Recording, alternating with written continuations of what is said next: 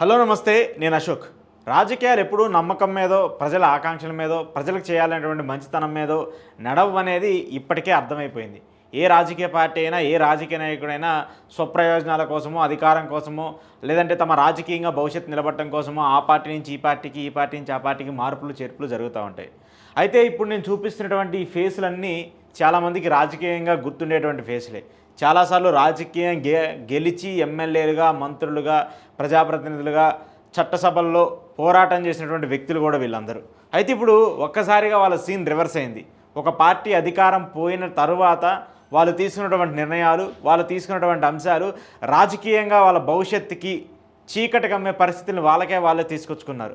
ఇక్కడ బాలినేని శ్రీనివాసరెడ్డి గారు కావచ్చు, అలాగే భీమవరం చెందినటువంటి గంధి శ్రీనివాసరావు గారు కావచ్చు, ఆళ్ళ నాని గారు కావచ్చు, మోపిదేవి వెంకటరమణ కావచ్చు, వీళ్ళ ఖాతాలో చాలామంది ఉన్నా కూడా మెయిన్గా ప్రధానంగా వీళ్ళ గురించే నేను ఇప్పుడు ఎందుకు చెప్తున్నానంటే, వెళ్ళిపోయిన వాళ్ళు వెళ్ళిపోయారు, విమర్శలు చేసి వెళ్ళిపోయారు. వెళ్ళిపోయిన చోట వేరే చోట ఎక్కడైతే వీళ్ళు చేరారో అక్కడ వీళ్ళకి పొసగని పరిస్థితి ఉంది. ఆ పార్టీలో ఎందుకు చేరామా అనేటువంటి పరిస్థితిలో ఇప్పుడు వాళ్ళే 4 సార్లు ఆలోచించుకునే పరిస్థితి కనిపిస్తుంది. మెయిన్గా బాలినేని శ్రీనివాసరెడ్డి జగన్మోహన్ రెడ్డికి అత్యంత సన్నిహితుడు, కుటుంబానికి సంబంధించిన వ్యక్తి, బంధుత్వం ఉన్నటువంటి వ్యక్తి. అప్పుడు రాజశేఖర రెడ్డి గారి హయాం దగ్గర నుంచి మొన్న జగన్మోహన్ రెడ్డి గారి వరకు కూడా వీళ్ళిద్దరూ కూడా చాలాసార్లు రాజకీయంగా అన్ని అంశాల్లో కూడా మాట్లాడుతూ వచ్చారు. జగన్మోహన్ రెడ్డి అధికారంలోకి రాగానే మంత్రి పదవి ఇచ్చి గౌరవించి ప్రకాశం జిల్లా రాజకీయాలు, ఒంగోలు రాజకీయాలు కావచ్చు, ఏదైనా సరే బాలినేనికి సంబంధించినటువంటి ఇన్ఫర్మేషన్ తీసుకోకుండా, బాలినేనికి చెప్పకుండా ఏది జరిగేది కాదు. కానీ ఒక్కసారిగా ఏదైతే పార్టీ ఓడిపోయిందో, పార్టీ ఓడిపోయిన తర్వాత విమర్శల మీద విమర్శలు చేసుకుంటూ వచ్చారు జగన్మోహన్ రెడ్డి మీద. తీవ్ర స్థాయిలో విమర్శలు చేస్తూ పార్టీకి సంబంధించిన అంశాల మీద మాట్లాడుతూ, లేదంటే నన్ను ఇలా చేశారు, నన్ను అలా చేశారు, నా మంత్రి పదవిని కావాలని లాక్కున్నారు, లేదంటే సొంత పార్టీ వాళ్ళే నా మీద కుట్ర చేశారని చెప్పేసి ఇలా చాలా ఆరోపణలు వస్తూ వచ్చాయి. ఆయన కూడా చాలాసార్లు మాట్లాడుతూ వచ్చారు. అయితే ఇప్పుడు ఆయన జనసేనలో చేరిన తర్వాత ఆయన పరిస్థితి ఏంటి అనే అర్థం కాకుండా ఒక ఆలోచనలో ఉంది. ఇప్పటికే ఒంగోలుకు సంబంధించి కొత్త ఇన్ఛార్జిని ప్రకటించేశారు జగన్మోహన్ రెడ్డి. అక్కడ ఆ కొత్త ఇన్ఛార్జి ఆయన పనులు ఆయన చేసుకుంటూ ఉన్నారు. కానీ ఇప్పుడు రాజకీయంగా బాలినేని పరిస్థితి ఏమవుతుంది? దాదాపు 20 ఏళ్ళుగా సుదీర్ఘ రాజకీయం చేస్తూ పలుమార్లు ఎమ్మెల్యేగా, మంత్రిగా పనిచేసినటువంటి అనుభవం ఉన్నటువంటి బాలినేని గారు ఇప్పుడు రాజకీయాల్లో ఆయన పేరు, ఆయన ఉనికి లేకుండా అయిపోయింది కదా.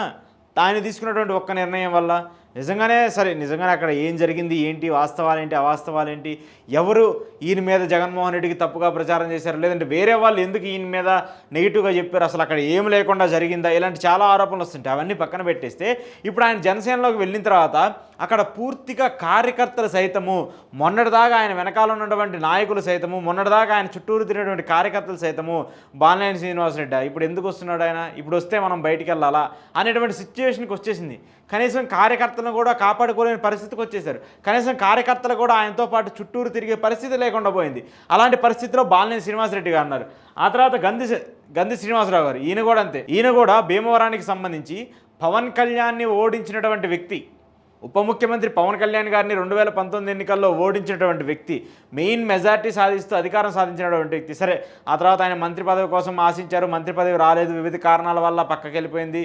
కాపు సామాజిక వర్గానికి సంబంధించిన కీలకంగా ఉన్నటువంటి వ్యక్తి. సో ఈసారి గెలుస్తారా లేదనేటువంటి చాలా చర్చలు వచ్చినప్పటికీ కూడా అక్కడ జనసేన పార్టీ అభ్యర్థి విజయం సాధించారు. అయినప్పటికీ కూడా ఒక్కసారి ఓటమి చెందిన వెంటనే ఈ పార్టీ మనకొద్దు, ఈ పార్టీ నుంచి వెళ్ళిపోదామని చెప్పేసి పార్టీకి రాజీనామా చేసి దూరంగా ఉండి టీడీపీ పార్టీకి వెళ్ళాలనో, లేదంటే జనసేన పార్టీకి వెళ్ళాలనో విస్తృతంగా ప్రయత్నాలు చేశారు. ఆల్రెడీ నిన్ను ఓడించిన వ్యక్తులే ఆ పార్టీలకు సంబంధించిన వ్యక్తులు, ఆ పార్టీలకు సంబంధించిన ఎమ్మెల్యేలు. అలాంటిది మీరు ఆ పార్టీలోకి వెళ్తే అక్కడ పరిస్థితి ఏంటిది? అక్కడ మనం నెగ్గగలమా? అక్కడ మనం అసలు చూపించగలమా మన ప్రాతినిధ్యాన్ని, మన అంశాన్ని మనం చూపించగలమా? అక్కడ కనీసం మన కార్యకర్తలందరూ మన వెనకాల ఉంటారా? ఎందుకంటే మొన్నటిదాకా మనం వ్యతిరేకించినటువంటి పార్టీలో, మనకి శత్రుత్వంగా భావించినటువంటి పార్టీలో మీరు వెళ్ళి చేరితే మీకోసం మీ కార్యకర్తలందరూ ఎందుకు పనిచేయాలి? అలాంటి చర్చ కూడా ఇప్పుడు భీమవరంలో జరుగుతుంది. అనవసరంగా వైసీపీకి రాజీనామా చేశామా అనేటువంటి ఆలోచనలో కూడా గ్రంథి గారు ఉన్నారు. ఆ తర్వాత మరొక వ్యక్తి ఉప ముఖ్యమంత్రి, అప్పుడు వైద్య ఆరోగ్య శాఖ మంత్రి ఆళ్ళ నాని గారు. చాలామందికి ఈయన పేరు అప్పుడు తెలియకపోయి ఉండొచ్చు, కానీ ఇటీవల ఆయన రాజీనామా చేసి టీడీపీలో చేరిన తర్వాత ఈయన పేరు చాలా పెద్ద ఎత్తున విమర్శలకు దారితీస్తూ వచ్చింది. ఒక కాపు సామాజిక వర్గానికి చెందినటువంటి నేత జగన్మోహన్ రెడ్డి దగ్గరగా తీసుకొని ఉప ముఖ్యమంత్రి పదవి ఇచ్చి, మంత్రి పదవి ఇచ్చి ఆయన రాజకీయంగా నిలబెట్టాలని చెప్పేసి విస్తృతంగా ప్రయత్నాలు చేస్తే, అధికారం పోగానే, పార్టీ నుంచి ఓడిపోగానే ఒక్కసారిగా మన ఆస్తులను, మన కంపెనీలను, లేదంటే మన బినామీలను, లేదంటే మనకు సంబంధించిన వ్యక్తులను మనం కాపాడుకోవడం కోసం అధికారం ఉన్నటువంటి పార్టీకి వెంటనే వెళ్ళిపోయామే. ఇప్పుడు ఆ కేడర్ అంతా ఏం చేయాలి? ఇప్పుడు అసలు ఆళ్ళ నాని గారి పరిస్థితి ఏలూరులో దారుణంగా ఉంది. ఎంత దారుణంగా ఉందంటే మొన్నటి దాకా ఆయన చుట్టూరు తిరిగి అత్యంత సన్నిహితులు అనుకున్నటువంటి వ్యక్తులు కూడా ఈయన తీవ్రంగా వ్యతిరేకిస్తున్నారు. ఈయన టీడీపీ పార్టీలో చేరినప్పటికీ, టీడీపీలో ఉన్నప్పటికీ కనీసం టీడీపీ జెండా పట్టుకోవడానికో, జై చంద్రబాబు నాయుడు అనడానికో కూడా వాళ్ళు ముందుకు రావట్లేదు. అంతగా ఈయన విమర్శిస్తూ ఉన్నారు. అవసరమైతే మేమే వైసీపీకి సంబంధించి వైసీపీ పార్టీని ముందుకు తీసుకెళ్తామనేటువంటి పరిస్థితి అక్కడ వచ్చింది. సో ఇంత పరిస్థితిని ఎందుకు తీసుకురావచ్చున్నారు? ఆళ్ళ నాని గారు తీసుకుంటే కొన్ని నిర్ణయాలు, ఆ నిర్ణయాలు ఇప్పుడు టీడీపీ పార్టీలోకి వెళ్ళారు. ఆల్రెడీ ఏలూరు ఎమ్మెల్యేగా వేరే వాళ్ళు ఉన్నారు. సో వాళ్ళని ఈయనని కంపేర్ చేసుకుంటే ఎందుకు ఉంటుంది? అక్కడ కార్యకర్తల ఎమ్మెల్యే గారికి సపోర్ట్ చేస్తారు, కానీ కొత్తగా వచ్చినటువంటి ఈయనకి సపోర్ట్ చేస్తారా? చేసే పరిస్థితి ఉంటుంది కదా. ఎందుకు సపోర్ట్ చేయాలి వాళ్ళు? దాదాపు 5-6 సంవత్సరాల నుంచి రాజకీయంగా మీరు మంత్రిగా ఉన్నప్పుడు, మీరు ఎమ్మెల్యేగా ఉన్నప్పుడు మీ వెనకాల ఉన్నారు. మీరు ఓడిపోయిన తర్వాత కూడా మీ వెనకాల ఉన్నారు. మీకంటూ ఓట్లేసినటువంటి వ్యక్తులు ఉన్నారు, కార్యకర్తలు ఉన్నారు, అభిమానులు ఉన్నారు. మీరు వాళ్ళందరికీ కాదని చెప్పేసి వాళ్ళ నిర్ణయాలు ఏం తీసుకోకుండా మనల్ని మనం కాపాడు కోసం, మనల్ని మన ఆస్తులు కాపాడడం కోసం టీడీపీ పార్టీలో చేరిపోయాము అనుకుంటే ఇప్పుడు నెక్స్ట్ మీరు రాజకీయం చేయగలరు? ఎలా రాజకీయం చేయగలరు? ఇదే ఇప్పుడు పెద్ద ఎత్తున ప్రశ్న కనిపిస్తుంది. ఇంకొకరు మోపిదేవి వెంకటరమణ. ఈయన ఎమ్మెల్యేగా ప్రజాబద్ధంగా ఎన్నుకోబడినటువంటి నేత అయితే చాలా అంటే చాలా కాదు. చాలాసార్లు ఆయన ఎమ్మెల్యేగా పోటీ చేసి ఓడిపోయినటువంటి తరుణాలు చాలా ఉన్నాయి. రేపల్లకి సంబంధించి చాలాసార్లు ఆయన ఓడిపోతూ వచ్చారు. అయినప్పటికీ కూడా జగన్మోహన్ రెడ్డి గారు మంత్రి పదవి ఇచ్చారు, ఎమ్మెల్సీ ఇచ్చి. సరే, ఆ తర్వాత కొన్ని కారణాల వల్ల అక్కడ మంత్రిమండలికి సంబంధించిన షఫ్లింగ్ కావచ్చు, లేదంటే అది తీసేయాలని చెప్పేసి ఇలా చర్చ జరుగుతున్నప్పుడు మంత్రి పదవి పోయింది. వెంటనే ఆయనకి రాజ్యసభ కూడా ఇచ్చారు. ఈయనకి, పిల్లి సుభాష్ చంద్రబోస్ గారికి, మరో కొంతమంది వ్యక్తులకి. వీళ్ళందరూ కూడా జగన్ లాయల్గా ఉన్నటువంటి వ్యక్తులు, జగన్మోహన్ రెడ్డి నుంచి ఎప్పటి నుంచో వస్తున్నటువంటి వ్యక్తులు వీళ్ళందరూ కూడా. అలాంటి మోపిదేవి వెంకటరమణ గారు తనకి టికెట్ ఇవ్వలేదు, నాకు జగన్మోహన్ రెడ్డి మోసం చేశాడు, టికెట్ ఇస్తానని చెప్పి మోసపోయాడని చెప్పేసి పెద్ద ఎత్తున విమర్శలు చేసినటువంటి నేపథ్యంలో మరి మీకు టికెట్ ఇవ్వకూడదు అనుకున్నప్పుడు ఎమ్మెల్సీ ఇచ్చి మంత్రిని ఎందుకు చేశాడు?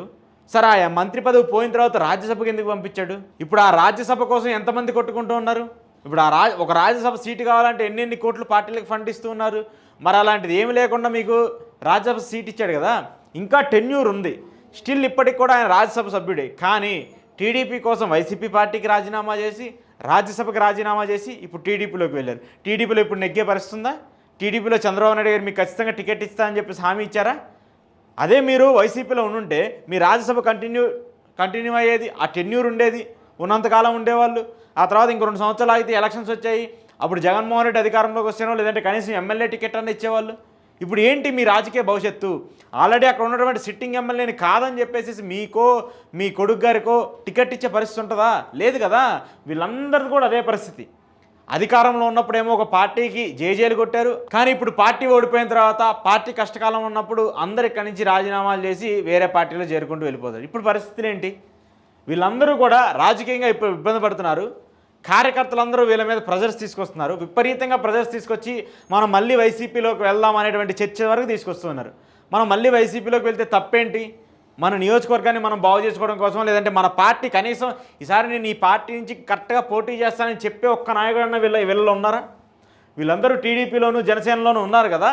వీళ్ళెవరికైనా సరే ఆ 2 పార్టీల నుంచి టికెట్లు వస్తాయని చెప్పేసి ఒక్కరికైనా కన్ఫర్మేషన్ ఉందా? సిట్టింగ్ ఎమ్మెల్యేని కాదని చెప్పేసి వైసీపీ నుంచి వచ్చినటువంటి అభ్యర్థికి టీడీపీ నుంచి టికెట్లు ఇస్తారా? జనసేన నుంచి టికెట్లు ఇస్తారా? లేదంటే బీజేపీ నుంచి టికెట్లు ఇస్తారా? అలాంటి పరిస్థితి ఉంటుందా?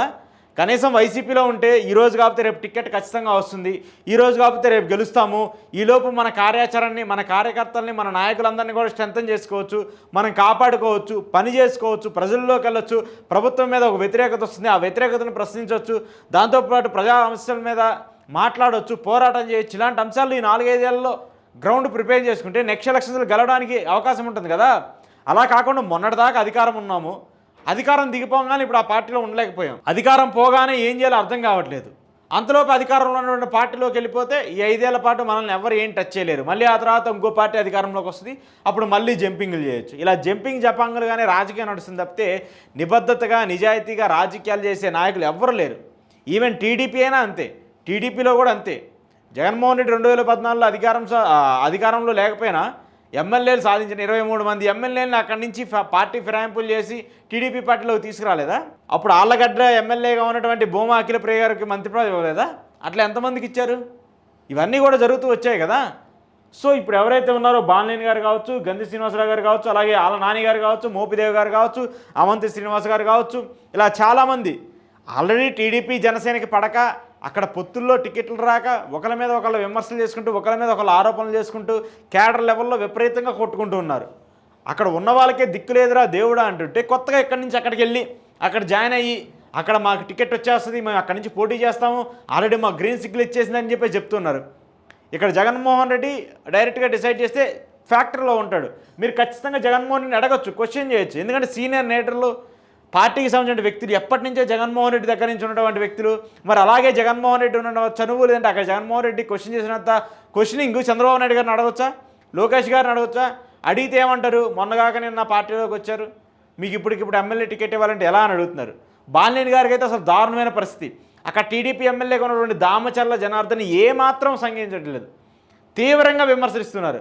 జనసేన టీడీపీ పొత్తులో ఉన్నప్పటికీ కూడా దామచర్ల జనార్దన్ అక్కడ టీడీపీ ఎమ్మెల్యేగా ఉన్నప్పటికీ కూడా బాలినేని గారికి చాలా ఇబ్బంది పెడుతూ ఉన్నారు. అసలు నాకు ఇష్టం లేదు బాలినేని గారి పార్టీలో చేర్చుకోవడం అంటూ కూడా మాట్లాడుతూ వచ్చారు. అయినప్పటికీ కూడా ఆయన అధికారంలో ఉండాలి కాబట్టి, అధికార పార్టీకి సంబంధించిన వ్యక్తిగా ఉండాలి కాబట్టి జనసేన పార్టీలో చేరారు. ఇప్పుడు ఏమైపోయింది? నమ్ముకున్నటువంటి సొంత క్యాడర్ అక్కడి నుంచి వదిలేసి, ఆయన వదిలేసి టీడీపీ పార్టీలోకి చేరిపోయింది. అంటే మొన్నటిదాకా మన కోసం పనిచేసినటువంటి వ్యక్తులే ఈరోజు మనకు వ్యతిరేకంగా మారిపోయారు. దీని అన్నిటి కారణాలు ఏంటి? మన రాజకీయంగా ఉనికిలో ఉండడం కోసమో, లేదంటే పదవిని అనుభవించడం కోసమో, అధికార పార్టీలో ఉంటే మనం సేఫ్ అవుతామని చెప్పేసి అనుకోవడం కోసమో చేసేటువంటి వ్యాఖ్యల వల్ల, చేసేటువంటి విమర్శల వల్ల, లేదంటే ఆ పార్టీలు మారడం వల్ల జరిగేటువంటి ఇబ్బందులు ఇవి. ఈరోజు మీ రాజకీయాన్ని మీరే సమాజ్ చేసుకునే పరిస్థితి, మీ రాజకీయం మీద మీరే నీళ్లు చల్లుకున్నటువంటి పరిస్థితి. రేపు బయటికి వెళ్ళి ప్రజల దగ్గరికి వెళ్ళి ఏమని అడుగుతాం మనం టికెట్లు? లేదా ప్రజల దగ్గరికి వెళ్ళి ఏమైనా ఓట్లు అడుగుతాము, ఇంకో పార్టీ దగ్గరికి వెళ్ళి ఏమైనా అడుగుతాము, అడిగే పరిస్థితి ఉంటుంది కదా. సో ఎవరైతే వీళ్ళు గర్ప్ వాపసి పేరుతోనో, లేదంటే ఎవరైతే వీళ్ళు మళ్ళీ తిరిగి పార్టీలోకి వస్తామని చెప్పేసి ఎవరైతే ఉన్నారో వాళ్ళందరూ మళ్ళీ తిరిగి వైసీపీలోకి వెళ్ళడానికి విశ్వ ప్రయత్నాలు చేస్తున్నారు. క్యాడర్ దగ్గర నుంచి విపరీతంగా ప్రెజర్ వస్తుంది, కార్యకర్తల దగ్గర నుంచి, లోకల్ నాయకుల దగ్గర నుంచి. అరే మనం వైసీపీలో ఉంటే కనీసం ఏదో ఒక పనన్నా చేసుకునే వాళ్ళము, క్యాడర్నన్నా కాపాడుకునే వాళ్ళము. ఇటు క్యాడర్ని కాపాడుకునే పని లేదు, పార్టీని కాపాడుకునే పని లేదు. మనకి మనం రాజకీయంగా ఏం చేస్తున్నామో మనకే అర్థం కాని పరిస్థితులు. ఇన్ని ఇబ్బందుల మధ్యలో ఇలాంటి నాయకులు చాలామంది ఉన్నారు. ఇక్కడ చూడటానికి నలుగురు ఉన్నప్పటికీ కూడా చాలామంది నాయకులు ఇంతకంటే ఎక్కువ మంది ఉన్నారు. ఇందా నేను చెప్పినట్టు అవంత్ శ్రీనివాసరావు కావచ్చు, ఉత్తరాంధ్ర సంబంధించిన నేతలు కావచ్చు, రాయలసీమ సంబంధించిన నేతలు కావచ్చు, కోస్తాంధ్ర సంబంధించిన నేతలు కావచ్చు, చాలామంది ఉన్నారు. అక్కడ జనసేన టీడీపీకే పడట్లేదు, మనం అనవసరంగా టీడీపీలోకి జనసేనలోకి వెళ్ళి తప్పు చేశామనేటువంటి పరిస్థితిలో ఉన్నారు.